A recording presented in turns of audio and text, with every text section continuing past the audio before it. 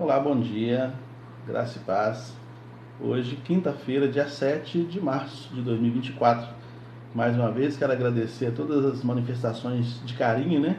Por parte da igreja, por parte dos meus amigos, por parte de todos vocês. Muito obrigado pelo cuidado, pelas orações, pelos presentes, pelos abraços, pela festinha surpresa. Valeu, brigadão. Fico muito feliz com essa manifestação de cada um dos irmãos. Bom, para hoje, a leitura que nós vamos fazer aqui, ela se encontra, só silenciar aqui, ela se encontra em Hebreus capítulo 3, versículos 12 e 13. Hebreus 3, 12 e 13 diz assim, ó: Vede, irmãos, que nunca haja em qualquer de vocês um coração mau e infiel, para se apartar do Deus vivo. Antes, exortai-vos uns aos outros todos os dias, durante o tempo que se chama hoje, para que nenhum de vós se endureça pelo engano do pecado. Então o escritor aos Hebreus, ele já começa, nos primeiros capítulos, no capítulo 3, ele já começa dando essa indicação. Ele fala assim, olha, tomem cuidado, gente, para que não haja em vocês um espírito de infidelidade ao Senhor, alguém se aparte. E para ser curado deste mal, é importante que vocês se exortem, né? Todos os dias. Todos os dias vocês conversarem entre vocês, aconselhando, falando da palavra, motivando uns aos outros o tempo todo, porque uma pessoa sozinha é fácil cair, mas todos juntos, um motivando o outro, assim a gente vai se desenvolvendo e o nosso coração fica firme no propósito de servir a Deus. Olha só, os primeiros discípulos, os primeiros cristãos, eles sempre entenderam o cristianismo como uma coisa diferente de religião. Eles sempre entenderam o cristianismo como sendo uma união, como sendo uma família, como sendo um membro do outro, um participante da vida do outro. Era essa a filosofia da igreja primitiva.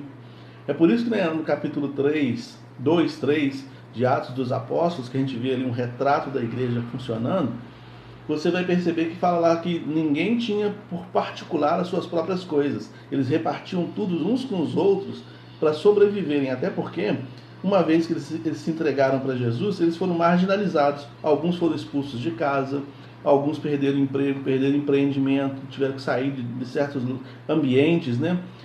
Tiveram que mudar geograficamente de uma cidade para outra por causa de perseguição. Então, eles começaram a morar juntos, a viver juntos. E como não tinha emprego, né? Está escrito lá em Apocalipse capítulo 13, né? Não podia comprar, nem vender, nem fazer nenhum tipo de negociação, nenhum tipo de transação, aqueles que não tivessem a marca da besta, ou seja, aqueles que não estavam inseridos no sistema que regia o mundo da sua época. Então eles eram perseguidos, marginalizados. Em virtude disso, eles se acolhiam. A gente vê, por exemplo, a situação de Áquila e Priscila, que acolheram Paulo, né? Eles foram expulsos de Roma, mas eles eram ricos e eles tinham uma empresa que fazia tendas, então eles acolhem o apóstolo Paulo, dá emprego para ele e ele fica vivendo com eles durante, acho que 18 meses, se não me falha a memória. Então, assim, a gente vê que esse acolhimento, essa irmandade, esse sentimento era comum na igreja primitiva. Só que aí a gente vê também o apóstolo Paulo falando em 1 Timóteo capítulo 3, que nos últimos dias haveria de surgir homens avarentos, homens blasfemos, pessoas que com sentimento de arrogância, presunçosos, pessoas narcisistas. E esses tipos de sentimento, esses tipos de atitude, eles acabam conspirando contra a irmandade. Então, o narcisismo, o egoísmo, a presunção e todas essas coisas acabam conspirando contra a irmandade que o cristianismo propõe. E aí o apóstolo, o escritor aos Hebreus aqui, ele fala, olha, toma cuidado, porque se isso entrar na igreja, vai ter muita gente se desviando da presença do Senhor. O cara vai estar na igreja como uma religião, mas ele não vai estar com o mesmo espírito de cooperação, ele não vai estar com o mesmo espírito de irmandade. E esse tipo de coisa precisa ser resgatado. Então, às vezes a gente vê ambientes, grandes ou pequenos, muitas pessoas ou poucas pessoas, mas sem muito compromisso com a ideia de irmandade, né? Sem muito compromisso com a ideia de estar junto, de cuidar um do outro, né? Então a diferença entre cristianismo e religião está muito ligada a essa questão do cuidado mútuo, né? do compartilhar a vida, de compartilhar o pão, de exortar um ao outro, né? Tudo que está escrito na Bíblia com relação à igreja, ou muita coisa que está escrito na Bíblia com relação à igreja, está escrito assim, ó, exortai-vos. O que significa exortai-vos? É para todo mundo, é coletividade. Quando fala assim, transformai-vos, o que é transformai-vos? É transformar a coletividade. Como é que eu vou me transformar e como eu transformo meu irmão? Então, quando ele fala assim, confessai as vossas culpas uns aos outros, Tiago, por exemplo, aqui no capítulo 5, ó, Tiago 5,16, né? Fala assim, ó, confessai as vossas culpas uns aos outros e orai uns pelos outros, para que sareis. A oração do justo pode muito em seus efeitos. Então ele fala que a cura da igreja, a nossa cura se dá através do outro. Deus usa o outro para me curar e me usa a mim para curar o outro, né? A gente então tem essa troca constante e isso nivela todo mundo, né? Porque bem da verdade, é bom a gente, não é nem filosófico isso que eu vou dizer não, é uma questão prática. Bem da verdade, a gente sabe que na igreja todo mundo é doente. Espiritualmente falando, está todo mundo doente, né? Nós somos enfermeiros e doentes ao mesmo tempo. Então a gente cura e é curado, cura e é curado, cura e é curado o tempo todo.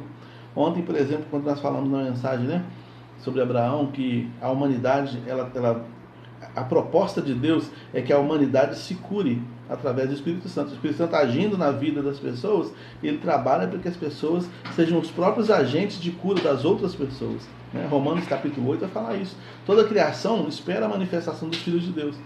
Deus poderia descer a este mundo e curar o mundo, né? Curar o mundo de quê? Do pecado original, do pecado que está enraizado na estrutura humana e que leva-nos à morte, à doença, ao inferno, né? Que pode nos levar a todas essas coisas. Então Deus podia descer esse mundo e fazer isso, resolver isso. Ele fez isso em Jesus. Em Jesus ele fez isso. Mas aí o que Jesus fez? Delegou para nós, para a igreja, para cada um de nós, o trabalho de curar, de transformar o mundo, né? Então, é muito mais do que simplesmente falar Jesus te ama, mas é a manifestação de amor, né? Manifestação de cuidado. O evangelho puro e simples, ele é de estender a mão, é de ser amigo, é de ser nivelado. E o que nos diz onde está doente, ou quem está doente, como está doente, quem não, porque todo mundo está. Mas onde está doente, onde precisa ser tratado, quem nos diz é a palavra. Tiago vai falar que o homem não pode ser apenas um ouvinte da palavra, mas praticante dela. Isso quer dizer que a palavra é um scanner, poderia dizer um espelho também, né? Quando eu olho para a palavra, ela me mostra o que está sujo, o que está errado, o que precisa ser consertado. E aí então eu preciso trabalhar no processo de cura. Não adianta você chegar na frente do espelho e o espelho te informar que você está com a mancha, você está com a tinta vermelha no rosto. Você vai para uma festa e aí você olhou lá, está com a tinta vermelha no rosto. Você foi no espelho e constatou isso. Aí você sai dali do espelho e vai para a festa com a tinta vermelha no rosto? Não, você vai tratar de limpar, não é isso? Então a mesma coisa é a palavra. A palavra me fala quando eu estou errado com a minha esposa, quando eu estou errado com minhas filhas. A palavra me fala quando eu estou errado com relação ao outro, quando eu estou errado com relação a Deus. A palavra sempre vai me indicar qual é o caminho que eu tenho que seguir. Então, a partir da observação da palavra, e é por isso que Tiago fala que não pode ser apenas ouvinte, mas praticante, a partir da observação da palavra eu vou tentar consertar os meus passos. E a partir da observação da palavra também eu posso ajudar o meu irmão a consertar os seus passos, e o meu irmão também vai me ajudar a consertar os meus passos, né? O apóstolo Paulo, em Gálatas capítulo 6, versículo 1 e 2, por ali, ele vai falar sobre isso. Ele fala, se você vê algum irmão numa situação complicada, que está distanciando ele da palavra, se aproxima dele com cuidado, com zelo, tenta trazer ele de volta para a palavra. É seu trabalho esse, né? Você não está julgando ele segundo a sua vida. Olha, seja como eu para você ser salvo, porque isso aí é religião. Toda vez que a pessoa se apresenta para julgar, por isso Jesus falou, não julgue, não julgueis para não ser julgado. Não julgar, que ele está dizendo ali, é você usar-se como parâmetro para consertar a vida do outro. Olha, você tem que ser crente igual eu. Não, não é isso. Nós, eu e você, precisamos acertar nossa vida com a palavra. Quando Jesus fala assim, julgueis segundo a sã doutrina, ou julgueis segundo a sã justiça, a justa palavra, é isso aqui, a palavra que nos nivela. Ela é o scanner, e ela é o espelho para todo mundo, né? Ô meu irmão, de acordo com a palavra, isso está escrito em Gálatas capítulo 6. Ô meu irmão, de acordo com a palavra, a gente precisa acertar esses pontos aqui, eu e você e tal. Vamos caminhando, é para nós dois, é para todo mundo a palavra, não é só para você, não é só, né? Não estou te exortando a você ficar de acordo com com o meu cristianismo. Não, de acordo com o que Jesus falou para a gente, transformai-vos.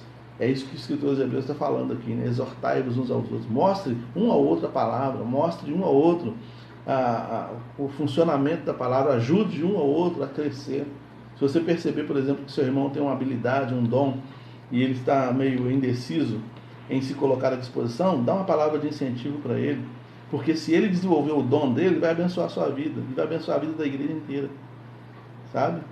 Se você está sendo exortado por alguém, aconselhado por alguém a colocar o seu dom, o seu trabalho, o seu serviço à disposição da igreja, ele não está falando isso por sua presunção, ele está falando isso porque ele sabe que se você exercer esse dom, você vai abençoar a vida dele, vai abençoar a vida da igreja, né? Vai abençoar a vida de muita gente. Então nós somos membros uns dos outros, então a gente tem que se curar. Eu não posso, se esse dedo aqui começar a doer, problema dele, ele está doendo para lá. Não, meu corpo inteiro está sofrendo por causa disso. Há toda uma movimentação no meu corpo para curar esse dedo.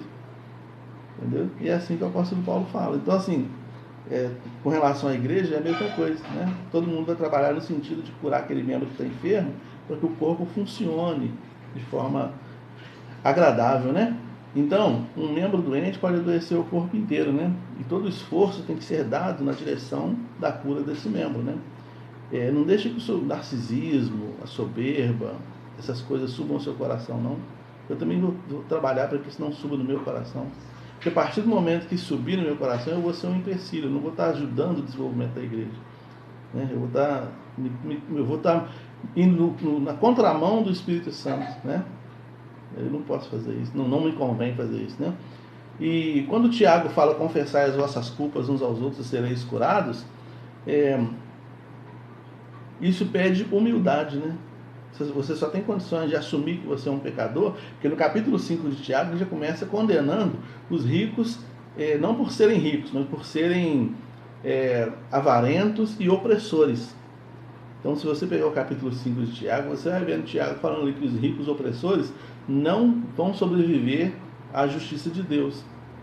Não cabe isso na igreja, não cabe ser opressor, não cabe ser alguém que vai subjugar outras pessoas, né? O cristianismo proposto por Jesus é igualdade. A pessoa é milionária e a pessoa é pobre. Diante de Deus, estamos todos nivelados. Dentro da igreja, dentro da igreja que eu falo, é dentro do templo, não.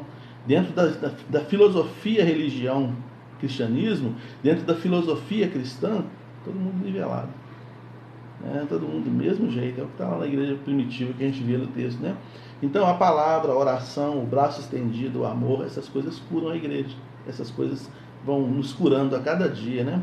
Vão nos transformando, como diz lá em Romanos 12:2, transformai-vos pela renovação do vosso entendimento. Então, se essa palavra está vindo como uma luz na minha mente, eu preciso me transformar e ajudar meu irmão também a se transformar de acordo com ela. A gente vai se transformando, a igreja vai ganhando um novo corpo, né? Um corpo mais cristão, mais próximo da proposta de Jesus, mais distante da proposta do mundo. A proposta do mundo é um sobre o outro, é um crescendo em cima do outro, é um pisoteando o outro, é um enganando o outro. A proposta do mundo é isso. Isso não é igreja.